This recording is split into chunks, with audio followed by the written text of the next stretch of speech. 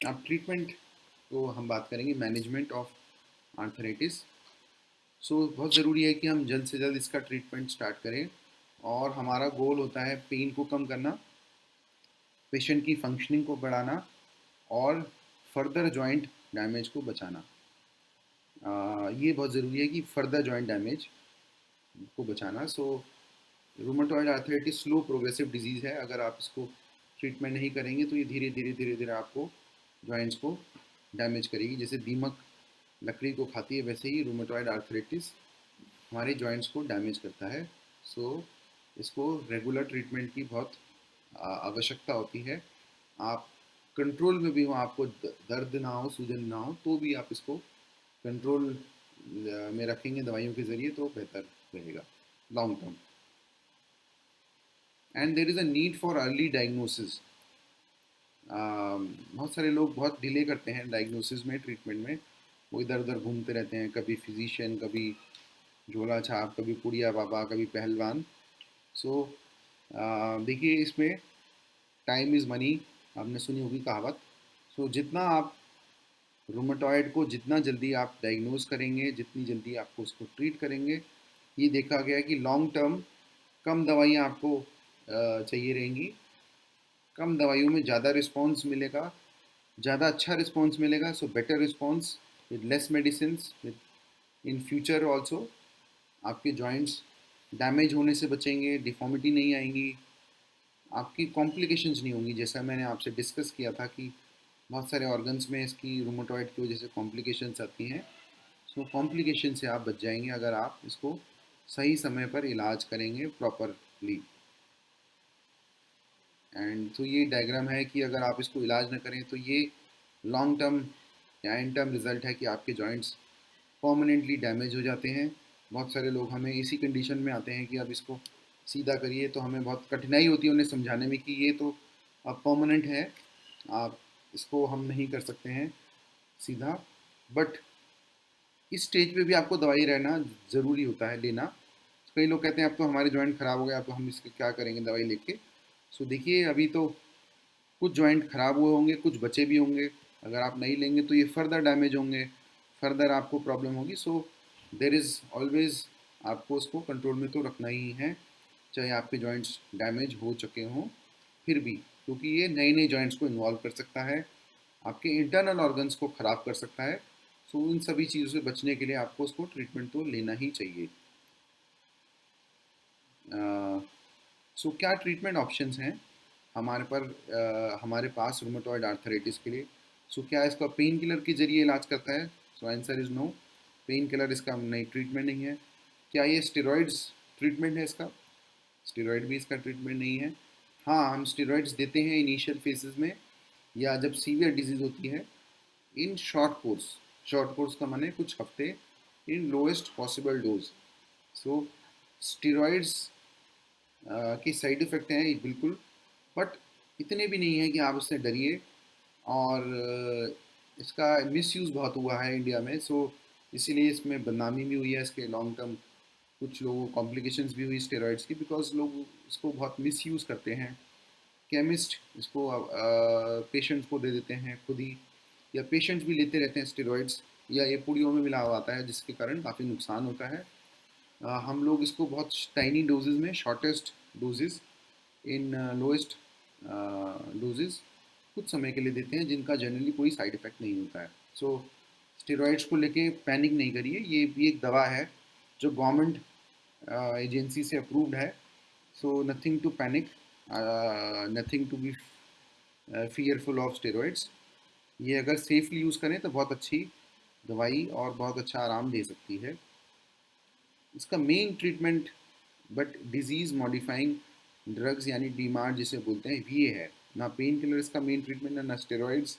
इसका ट्रीटमेंट है डीमार्ट्स, बायोलॉजिक्स, कुछ स्पेशल दवाइयाँ भी इसकी आती हैं, और रेगुलर एक्सरसाइज। सो ये है इसका ट्रीटमेंट ऑप्शन।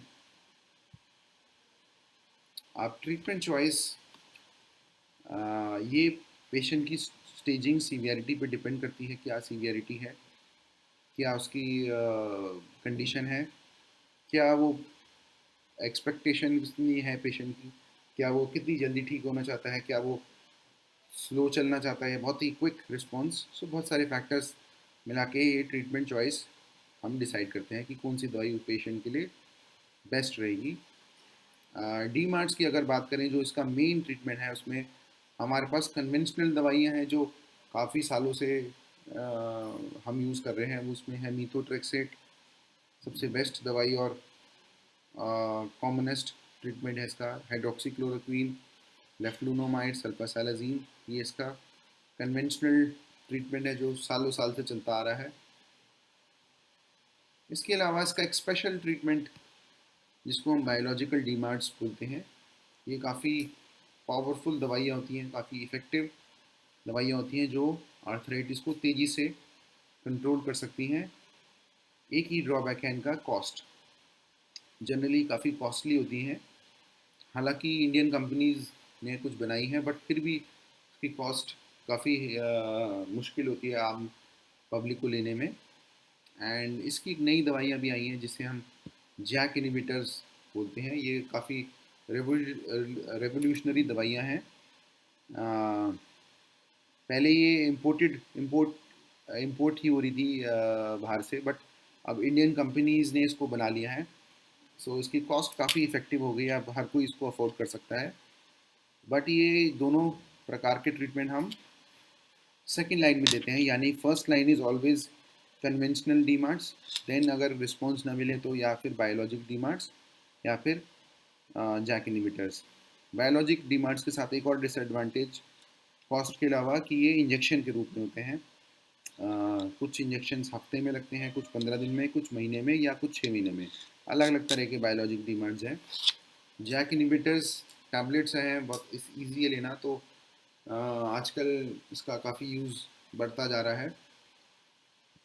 बट ये स्पेशल दवाइयाँ हैं, सिर्फ और सिर्फ रूमेटोलॉजिस्ट को ही ऑथोराइज होता है यूज़ करना। हालांकि इंडिया में कोई इतना गाइडलाइन नहीं है। हम देख रहे हैं कि ये दवाइयाँ जनरल फिजिशियंस भी यूज़ करते हैं, फिर कॉम्प्लिकेशंस होती हैं तो हमारे पास पेशेंट्स रेफ़र होके आते हैं। बट ये स्पेशल दवाइयाँ सिर्फ और सिर्फ रूमेटोलॉजिस्ट को ही अलाउड होता है यूज़ करना। अब हम ट्रीटमेंट को लेके कुछ मिथ्स का देखेंगे कि बहुत सारी लोगों में गलत फहमियाँ हैं कि भाई हमें बताया है हमारे पड़ोसी ने या हमारे केमिस्ट ने कि ये तो बहुत हार्मफुल साइड इफ़ेक्ट्स हैं दवाइयों के, आप इसको मत लीजिए, इससे तो आपके लिवर ख़राब हो जाएगा, किडनी डैमेज हो जाएगी, आपका सारा बॉडी हड्डियाँ टूट जाएंगी। सो देखिए सारे मिथ्स हैं।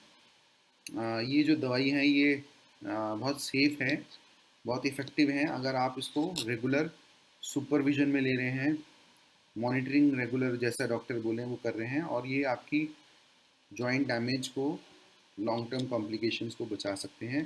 तो ये कहना कि ये बहुत ख़राब दवाइयाँ हैं, बहुत हार्मफुल हैं, ये बिल्कुल गलत है।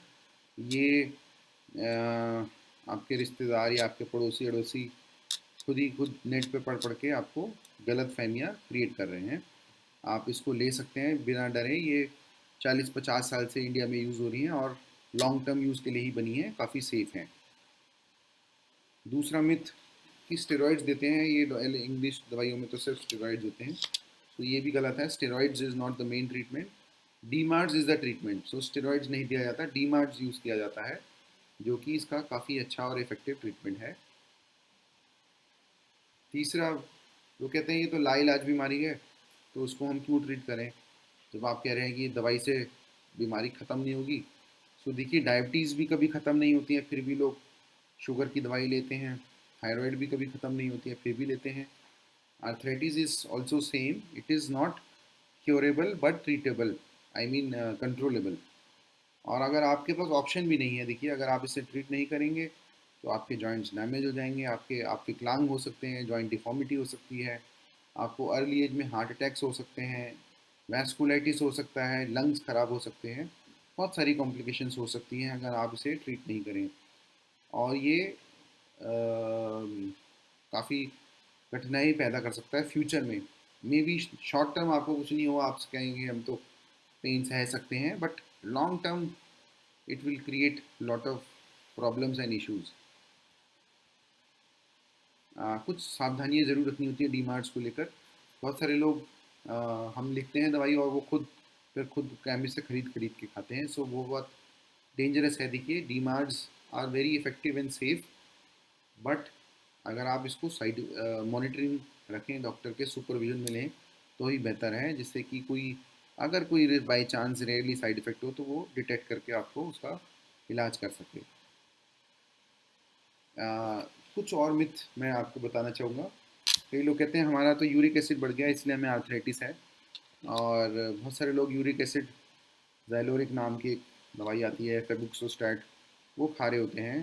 वो कहते हैं हमें तो बड़ा बताया कि ये रूमेटॉइड, हमारे मामा जी ने बताया कि यूरिक एसिड बढ़ गया, हो गया होगा आपका, इसलिए आर्थराइटिस है, और वो दवाई खा रहे होते हैं अननेसेसरी। तो देखिए ज़्यादातर यूरिक एसिड की प्रॉब्लम ये सिम्टोमेटिक होती है। ज़्यादातर लोगों को यूरिक एसिड की दवाई की रिक्वायरमेंट नहीं होती है। मोस्ट पॉपुलेशन 90% में हम लोग बिना देखे बता देते हैं कि आपको यूरिक एसिड की दवाई नहीं लेनी चाहिए। आर्थराइटिस, रूमेटॉइड आर्थराइटिस और यूरिक एसिड सिमिलर चीज़ नहीं है। कई लोग कहते हैं कि यूरिक एसिड की वजह से ही हमें आर्थराइटिस हो रहा है। यूरिक एसिड एक अलग प्रॉब्लम है, रूमेटॉइड आर्थराइटिस एक अलग प्रॉब्लम है। रूमेटॉइड ऑटो इम्यून डिजीज़ है वर्सेस यूरिक एसिड एक लाइफस्टाइल प्रॉब्लम है। बहुत सारे अलग रीजंस हैं, वो हमारा टॉपिक नहीं है। सो आप यूरिक एसिड को रूमेटॉइड आर्थराइटिस से कंफ्यूज नहीं करें, और इसको आप दवाइयाँ बिना बात के यूरिक एसिड की नहीं खाइए। सो दवाइयों के अलावा क्या ऑप्शंस हैं? एक तो फिजिकल थेरेपी, ऑक्यूपेशनल थेरेपी, जिसमें आपकी एक्सरसाइज आ जाती हैं, गर्म ठंडे पानी की सिकाई आ जाती है। सो वो हम लोगों को पेश एक्सरसाइजेज बताते हैं, अभी हम डिस्कस करेंगे कुछ नेक्स्ट स्लाइड्स में। Surgery is not the treatment. Surgery सिर्फ एडवांस स्टेजेस में करी जाती है। नी रिप्लेसमेंट या कूल्हा बदलना या घुटना बदलना सिर्फ रिप्लेसमेंट के यूज़ आती हैं। बाकी तो ज़्यादातर सर्जरी का कोई रोल नहीं है रोमेटॉइड आर्थराइटिस में। लाइफस्टाइल मैनेजमेंट जैसा मैं बता रहा था, आप ये ध्यान रखें कि आप रेगुलर एक्सरसाइजेस करें, स्ट्रेस कंट्रोल रखें। स्ट्रेस जिसको होता है उसको रूमेटॉइड आर्थराइटिस थोड़ा सीवियर हो जाता है, ऐसा देखा गया है। हेल्दी डाइट लीजिए और अपने जॉइंट्स को प्रोटेक्ट करिए। सो फिज़िकल एक्टिविटी सबसे इम्पोर्टेंट, उससे आपकी जॉइंट्स की फ्लेक्सिबिलिटी बढ़ती है, मोबिलिटी बढ़ती है, जॉइंट पेन कम होते हैं, बोन्स मजबूत होती हैं, मसल्स मजबूत होती हैं, आपका हार्ट मजबूत होता है, और आपका इमोशनल मेंटल वेलबींग भी अच्छा रहता है। अगर आप एक्सरसाइज करते हैं तो फील गुड हार्मोन्स रिलीज होते हैं जो आपको अच्छा महसूस कराते हैं, खुश महसूस रहते हैं आप, और दर्द की फीलिंग भी कम रहती है। सो एक्सरसाइज बहुत इंपॉर्टेंट है। किस तरह की exercise? Aerobic exercise like walking. आप सभी तरह की एक्सरसाइज कर सकते हैं। कई आर्थराइटिस पेशेंट कहते हैं कि हम तो अब कुछ कर नहीं सकते हैं, काफ़ी डिप्रेस हो जाते हैं कि हमें क्या एक्सरसाइज करनी चाहिए।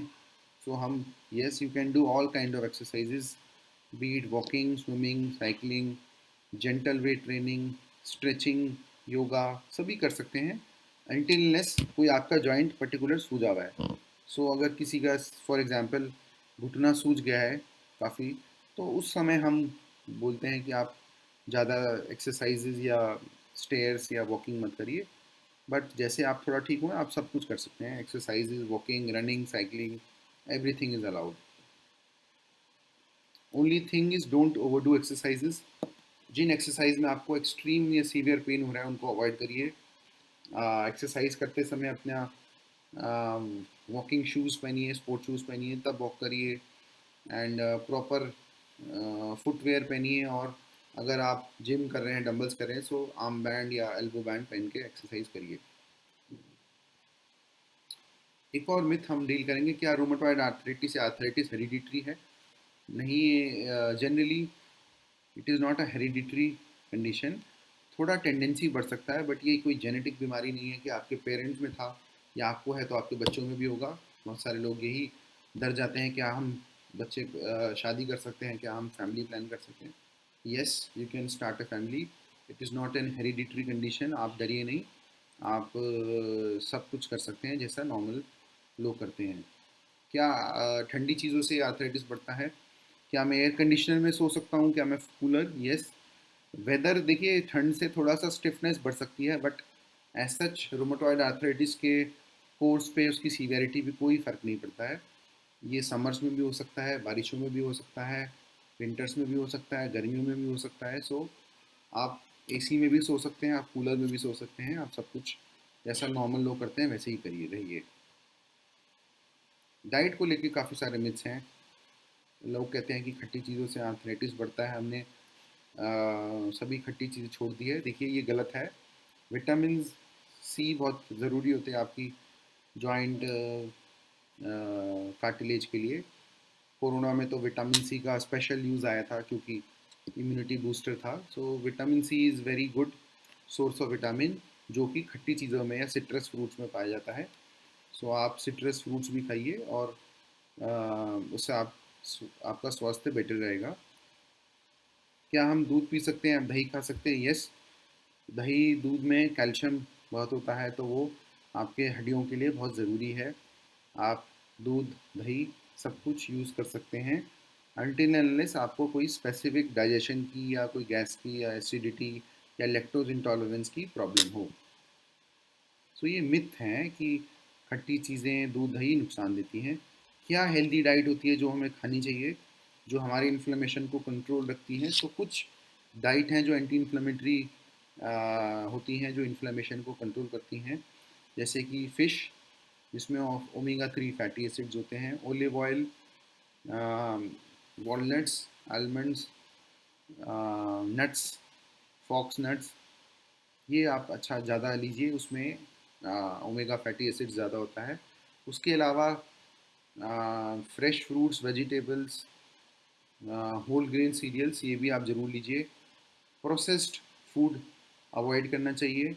Processed junk, sugar foods, fried foods ये सब अवॉइड करिए।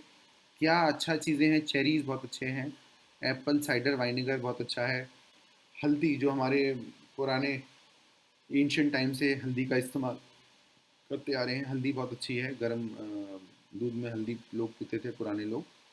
अदरक, जिंजर ये सब अच्छी चीज़ों में आता है। और sugary, process, junk, high salt, high sugar foods should be avoided.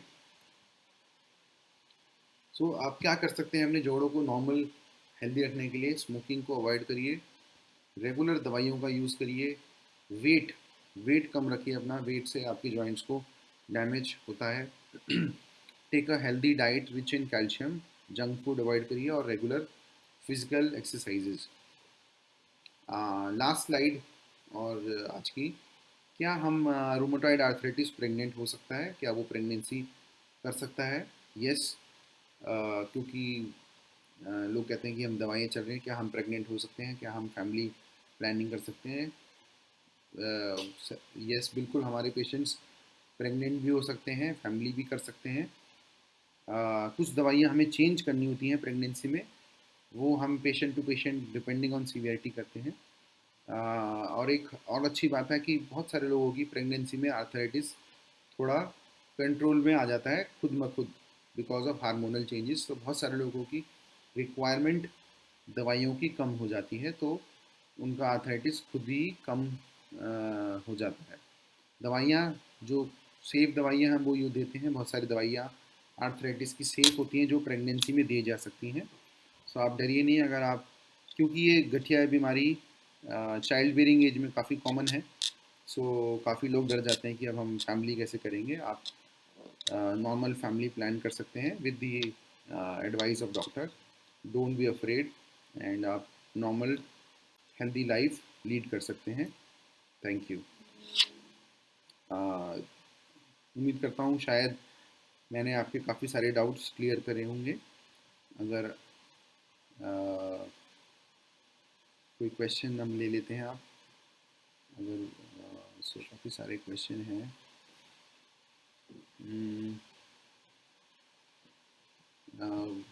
एक पेशेंट पूछते हैं why knees make noise of टक टक। सो टक टक, देखिए टक टक तो जॉइंट्स का जब मूव करेगा तो टक टक आवाज़ तो आएगी। हालांकि हल्की फुल्की आवाज़ तो नॉर्मल है, ज़्यादा आवाज़ आ रही है इसका मतलब आपके जॉइंट्स नीज घिस गए हैं।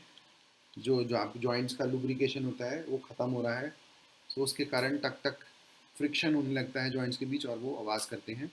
सो आपको कुछ ग्रीसिंग की दवाइयाँ की ज़रूरत पड़ेगी।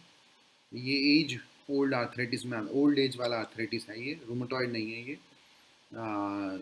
एक्सरसाइज, फिजियोथेरेपी और वो सब आप ज़रूर कराइए।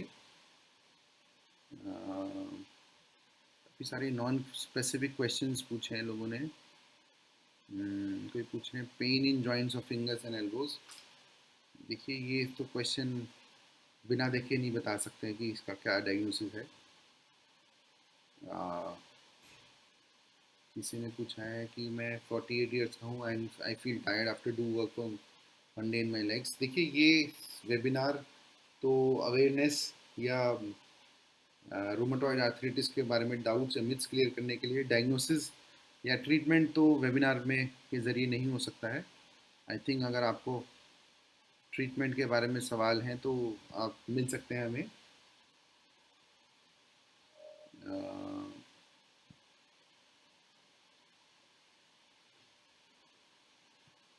वेट ट्रेनिंग करा सकते हैं अगर विमेन 52 उम्र की हैं। जी बिल्कुल करा सकते हैं वेट ट्रेनिंग, अगर उनकी जॉइंट्स की कंडीशन ठीक है, उनकी ओवरऑल हेल्थ कंडीशन अलाउ करती है। ऑफ कोर्स हैवी वेट तो नहीं करेंगे आप 52 ईयर्स में विमेन को, but yes gentle exercises are allowed, जैसा मैंने बोला। जीन थेरेपी क्या सोल्यूशन है रूमेटॉइड का? नहीं जी, जीन थेरेपी अभी तक इतनी साइंस एडवांस नहीं हुई है कि आप जीन थेरेपी के जरिए रूमेटॉइड आर्थराइटिस तो बेसिकली क्या क्या जीन चेंज करेंगे आप, ये तो बहुत इतना इजी नहीं होता। जीन थेरेपी तो एक जेनेटिक म्यूटेशन की बीमारियों में होता है, इसमें तो बहुत सारी जीन्स इन्वॉल्व हैं, तो अगर एक सिंगल जीन इन्वॉल्व होती है तभी जीन म्यूटेशन पॉसिबल होती है। अगर मल्टीपल जीन्स इन्वॉल्व हैं तो जीन म्यूटेशन करना ऑलमोस्ट इम्पॉसिबल है। एक और पूछते हैं सर, मेरी मदर को रूमेटॉइड है, बीच बीच में पेन उनका बढ़ जाता है। देखिए ये तो अब अ, बढ़ जाता है माने रूमेटॉइड अगर बढ़ता है तो उसका ट्रीटमेंट आप ऑप्टिमाइज़ करवाइए, उसको प्रॉपर दवाई लीजिए उसकी। Maybe treatment is not optimised. So ये सारे क्वेश्चन आई थिंक ट्रीटमेंट को लेके हैं, जो डायग्नोसिस को लेके, जो कि वेबिनार के ज़रिए हम नहीं सॉल्व कर सकते। हमारा पर्पज़ है वेबिनार का अवेयरनेस क्रिएट करना, लोगों को कोई डाउट्स हों जो हम शायद ओपीडी में नहीं बता पाते हैं वो क्लियर करने हैं। आई थिंक और कोई क्वेश्चन नहीं दिख रहे हैं। So thanks for today's webinar. I think I was कुछ आपके डाउट्स क्लियर करे होंगे। Thanks thanks a lot.